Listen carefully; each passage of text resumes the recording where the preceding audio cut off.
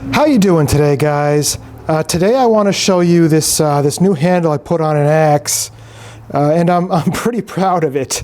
This is the first time in my life I took a deep breath, took some time, made sure the handle fit right, scraped all the junk off the handle, and then even flamed it to give it a little bit more character. So I just wanted to kind of take you guys through the process that I went through to rehandle this axe. And this is probably maybe the third, fourth time tops I've put a new handle on a tool. And the main reason for making this video is just to show you guys it's really not a big deal. You just got to take your time and everything goes well. If I had to guess, I would say it took me about 2 hours from start to finish to go ahead, here's the old handle, to go ahead and cut the old handle off and then go ahead and put the new one on and do everything, you know, soup to nuts. I'm going to go ahead and put these gloves on because otherwise the lighting just blows out my hands. But like I said, this is the old handle right here. And all I had to do to remove the old handle was, you know, just take the coping saw, cut the handle, you know, just above the head, and then just punch it through that way. And I would say it took me all of, you know, less than 30 seconds to cut it. And then I just grabbed a punch and pushed the handle that way. I don't know if that works for everything, but I was amazed at how easy it is. You know, I've seen videos where guys put them on a fire to try to remove the handle, and it seems like you just cut it and you actually punch it away from where you hold it. The next thing I did is I sanded the whole handle. You know, the handle came treated with some kind of thing on there to preserve the wood or make it look better. And I just went ahead and sanded all that off. And I used this 40 grit paper to get that off because I wanted to have a rough finish on the handle as opposed to a smooth finish. So that's what I did before I actually went ahead and fitted the handle. And the directions said to basically measure an inch from this little thing here and draw a line, and that's how far your handle should be. The closer you get to the end here, the more effort it takes to kind of shave things down. But in my opinion, the better it looks and the stronger it's going to be because the wood is thicker there. As far as scraping the handle down to make it fit, this is a tool which I believe is called a draw shave. And I used this to do the rough shaping of the handle. And this is kind of tough because, you know, it wants to dig deep. And I think if you use it this way, you know, if you use it this way, the teeth want to dig in. So here's your cutting blade.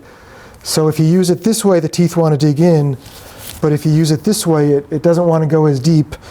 And maybe mine's a little bit dull, but it just didn't seem to want to scrape very well. And if there's another tool, there's a tool called a spoke shave, which I wonder if that would be better for doing the rough, you know, the rough sizing of this handle. But this is what I did to do the rough sizing.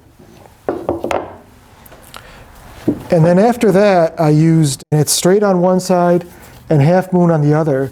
And the half moon side is really nice for when you're getting near the end and you want to taper it down quickly, you know. This file removes a lot of wood quickly. The only other tool I did use a little bit was I used my my utility knife, which also worked well to shave wood down quickly. And then I was using just a rubber mallet to pound the handle. I know you could use steel, I just didn't want to mushroom it because I probably took this on and off 12 to 20 times if I had to guess. So I tapped it down till it was snug, and then I would go back and just take a pencil once I had the handle snug, and I would see where the wood was catching, and I would kind of draw a line and then you know, color it a little bit so I knew that's where I had to shave down. Take it off, shave a little bit more, and just repeat the process again and again. And then what I did is once I fit it and marked it, I just took another little hammer. I guess I have a hammer thing. I've got so many different hammers. And I knocked the head off. And I just did that again and again. I'd fit it, check it, you know, until I got near the line. And the only thing I'm going to say is when you're fitting this handle, eventually it gets longer than the 1.5 inches that these 2x4s are. So I had to put them this way. You know, the last 1/2 inch or so was definitely the longest amount of time to get to fit right. And this came in very handy. You can see my scratch marks here to scrape down that last bit. And then while I hand the handle off, I did go ahead and take a brass brush and polish up the head a bit, and I filed it as well.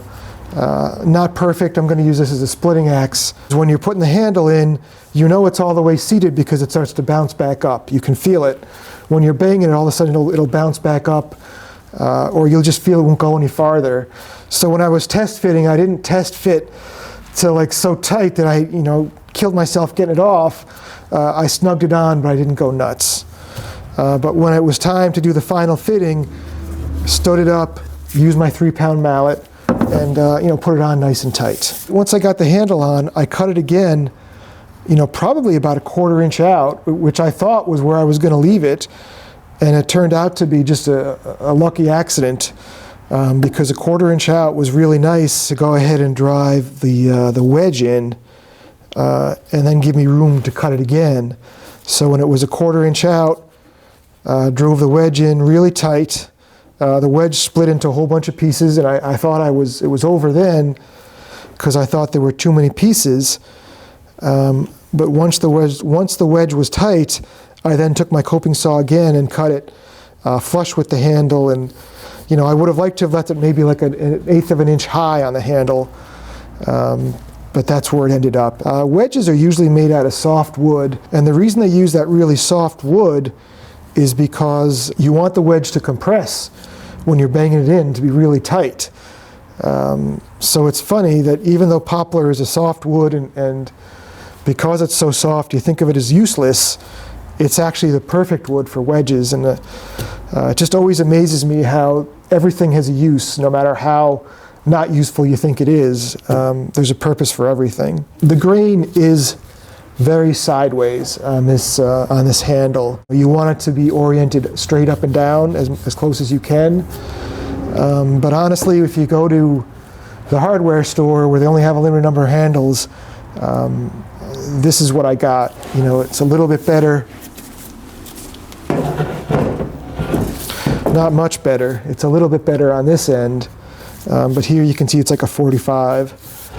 So, you know, we'll see if this handle falls off the first time I hit something with it. But if you're new to putting handles on axes, you want to look for the grain of your wood to be this way. It's much less likely to break.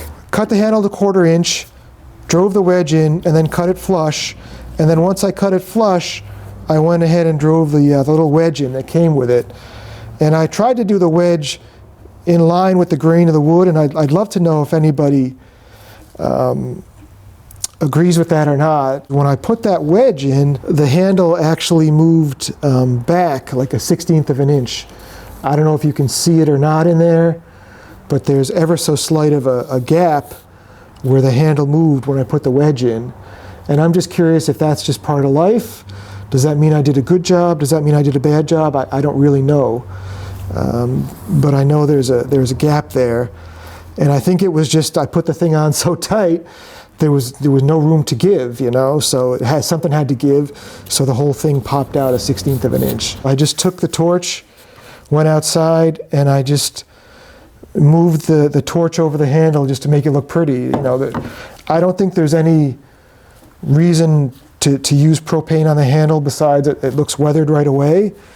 And I'll tell you, you know, everywhere you see a spot that's darker, like this one, you know, or here it's pretty dark as well. That's where I held it for more than a second.